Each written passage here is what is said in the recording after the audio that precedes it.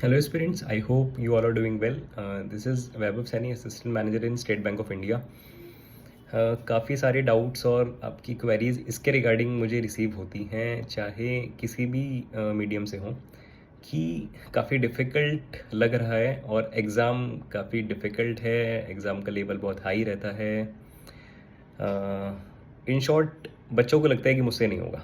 अब थोड़ा सा इसका उल्टा सोच के देखते हैं कि अगर एग्ज़ाम काफ़ी डूएबल होता तो फिर तो आपको ये सोच के चलना चाहिए ना, जितने फॉर्म्स फिल हो रहे हैं 15 लाख 20 लाख सबको जॉब मिल जाती, बट ऐसा नहीं है। वैकेंसीज लिमिटेड होती हैं। पीओ में मान के चलो तो 2-2.5 हज़ार वैकेंसीज निकलना बड़ी बात है आज की डेट में। जब मेरा सिलेक्शन हुआ था 3 साल पहले तो एग्जैक्ट 2006 वैकेंसीज थी, ठीक है। और फॉर्म फिलअप हुए थे अराउंड 30 लैक्स के आसपास, 30 लाख फॉर्म फिलअप हुए थे और 2006 वैकेंसीज थी। अब बात वही आती है कि कैसे अपने आप को मोटिवेटेड रखना है। सबसे पहले तो अपने माइंड में यही रखना है कि मुझे केवल एक वैकेंसी पे अधिक हार जमाना है। मेरे लिए बस एक सीट चाहिए मुझको, बाकी सीटों से मुझे कुछ नहीं लेना। अगर एक वैकेंसी भी है तो I can fight for it, ठीक है। पहला तो माइंड में यही अपने को रखना है। दूसरा, अपने को जो मैं हमेशा से कहता हूँ कि अगर मान के चलो 100 फॉर्म्स फिलअप हो रहे हैं ना, तो 100 में से 30-40 फॉर्म्स तो ऐसे होते हैं जिनके मम्मी पापा ने भर दिया होता है बच्चों के। मतलब बच्चों के पेरेंट्स ने फॉर्म फिलअप कर दिया, बच्चों को लेना देना कुछ नहीं है। 40 तो ईजिली ऐसे निकल जाएंगे 100 में से, 40% ऑफ द फॉर्म्स। फिर 20-30% ऐसे होते हैं जो बिल्कुल बच्चे बिगनर्स होते हैं। अब मैं बिगनर्स की बुराई नहीं कर रहा, बट मैं ये बोल रहा हूँ कि वो बिल्कुल वो इनिशियल फेज़ में होते हैं और उनको फर्स्ट सेकेंड अटेम्प्ट में दिक्कत आती है।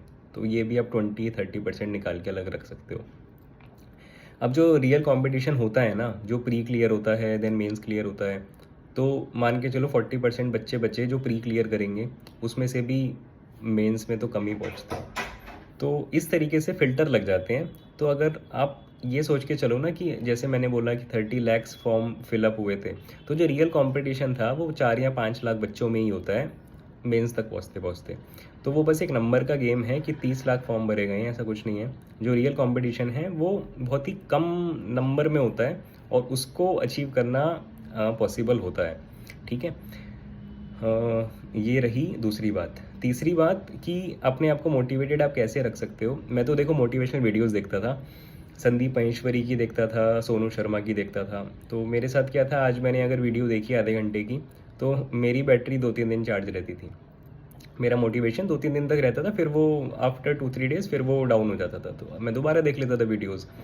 तो इस तरीके से अपने आप को आप मोटिवेटेड रख सकते हो, क्योंकि मोटिवेशनल वीडियोस देख के ना आपके अंदर पॉजिटिविटी आती है। आपको ये रिमाइंड हो जाता है कि आप जिसकी तैयारी कर रहे हो, जिसके लिए मेहनत कर रहे हो, वो अचीव होगा तो आपको कैसा फील होगा, मतलब उसके आउटकम्स क्या होंगे, ये उस मोटिवेशनल वीडियो के थ्रू आपको काफ़ी हद तक समझ में आ जाता है, ठीक है।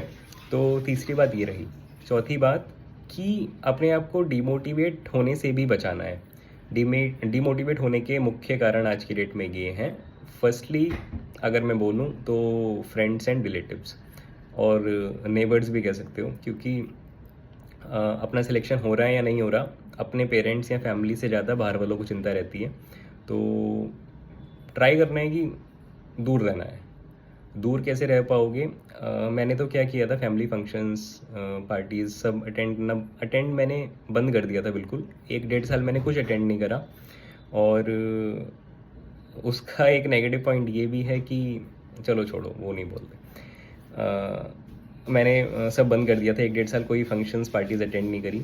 तो फ़ायदा ये मिलता है कि ना आप किसी से फालतू मिलोगे, ना आपसे कोई क्रॉस क्वेश्चन करेगा, ना आपको जवाब देना पड़ेगा कि मेरा सिलेक्शन नहीं हुआ, ना आपका माइंड परेशान होगा कि तेरा सिलेक्शन नहीं हुआ। सिंपल सा फंडा ये है कि अगर कोई ऐसा है जो डिमोटिवेट आपको करता है या जिसकी बातों से आपको प्रॉब्लम होती है तो उनसे दूर रहो। सिंपल सा फंडा, ठीक है। पांचवी बात कि मैंने जितने सोशल मीडिया ऐप्स थे, गेम्स थे, वेब सीरीज़ थी, सब मैंने उन सब चीज़ों को अपने से दूर कर दिया था। कुछ नहीं देखा मैंने। मुझे अब भी याद है जब मैं तैयारी कर रहा था तो उस टाइम मिर्ज़ापुर का सीज़न 1 आया था और काफ़ी फेमस हुआ था सीज़न 1 मिर्ज़ापुर का। तो यू कैन से मैंने अपने आप को रजिस्ट करा। मैंने सीज़न 1 नहीं देखा और पता है कब देखा? जब मेरी जॉब लग चुकी थी। तो आई थिंक अराउंड 1 साल हो गया था सीरीज़ गए हुए, तब मैंने मिर्ज़ापुर सीरीज़ देखी थी फर्स्ट टाइम। पहला सेक्रीफाइस। दूसरा सेक्रीफाइस, उस टाइम पबजी बहुत फेमस था, तो पबजी मेरे फ़ोन में आज तक इंस्टॉल नहीं हुआ। और तब तो मतलब ये सीन था कि हर किसी के फ़ोन में पबजी इंस्टॉल्ड था। अ, आप में से भी काफ़ी होंगे, मतलब बहुत होंगे जिन्होंने पबजी खेल के अनइंस्टॉल किया हुआ होगा, ठीक है। तो ये रही बात सोशल मीडिया ऐप्स की, वेब सीरीज़ की।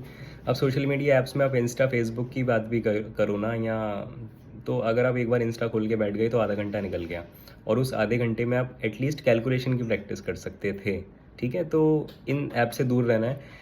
अगर ऐप, सोशल मीडिया ऐप्स का यूज़ आप करोगे, फ्रेंड्स होंगे, फ्रेंड से चैटिंग होगी, बातें होगी, मतलब घूमना फिरना सब कुछ होगा, तो इन चीज़ों से दूर रहना है। ये वो पॉइंट्स हैं जिनसे मोटिवेशन कम, डीमोटिवेशन ज़्यादा आता है, ठीक है।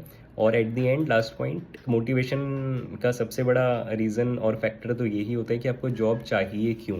हर किसी का कोई ना कोई रीज़न होता है कि किसी को जॉब की नीड है, मतलब सबके अलग अलग पॉइंट्स होते हैं। ऐसा नहीं है कि सबके रीज़न सेम होंगे, सबके रीज़न्स भी डिफ़र करते हैं। तो अपने उस आउटकम को, अपने गोल को अच्छे से पहचानो और फिर पढ़ने बैठो। जिनका अभी आरआरबी, पीओ का और क्लैरिकल का प्रीलिम्स है, स्पेशली ये वीडियो मैंने उन्हीं के लिए बनाई है। काफ़ी क्वेरीज़ उन्हीं की आ रही थी कि पढ़ने में मन नहीं लग रहा। कुछ स्टूडेंट्स का ऐसा भी कहना होता है कि पढ़ना तो है, जॉब तो चाहिए, मेहनत भी करनी है, लेकिन पढ़ने का मन नहीं करता। रीज़न यही है कि आपका आउटकम, आपका जो गोल है, आपका जो मोटिवेटिंग फैक्टर है वो क्लियर नहीं है। उसको क्लियर करो, उसको पहचानो और पढ़ने बैठो। अगर मैं इन शॉर्ट टाइम बताऊं कि जितना टाइम मुझे डेली बेसिस पे लगता था, अराउंड, जब मैं प्रीलिम्स की तैयारी करता था, प्री से पहले अराउंड 6 से 7 घंटे की तैयारी एटलीस्ट पर डे आपको करनी होती है। और मेंस से पहले मैंने अराउंड 9, 10, 11 घंटे ईजिली डेली में पढ़ा है। 10 घंटे तो मिनिमम पढ़ा है मैंने डेली, ठीक है, 10-11 घंटे। तो छोटी सी बातें थी, केवल थोड़ा सा आपके अंदर एक एनर्जी बूस्ट करने के लिए। अगर पसंद आया हो तो लाइक कर देना और सब्सक्राइब कर लेना। और टेलीग्राम चैनल का लिंक है, आपको डिस्क्रिप्शन में मिल जाएगा। और कोई फर्स्ट टाइम आया है तो सब्सक्राइब किए बिना मत जाना, ठीक है। टिल देन पढ़ते रहो, बढ़िया से मज़े करो, और जल्दी से सिलेक्शन लेके बताना कि कहाँ कहाँ किसका सिलेक्शन हुआ है। Till then have a good day ahead, bye bye.